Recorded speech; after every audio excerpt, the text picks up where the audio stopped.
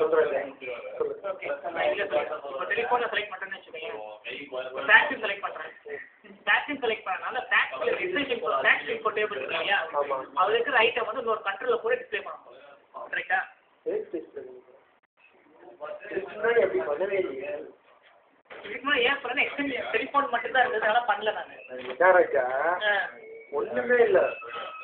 நீ இதுக்கு பதிலாக புதுசாக 2 செட்டிங் கொடுக்க போகிற இதில் இதில் இந்த ஸ்க்ரீன்லையா? இந்த ஸ்க்ரீனில் எக்ஸ்டென்ஷன் ஓகே எக்ஸ்டென்ஷன் செட்டிங் பதிலாக இல்லை, எக்ஸ்ட்ரா செட்டிங் வேரியஸ் செட்டிங் 2 கொடுக்க போகிறேன்.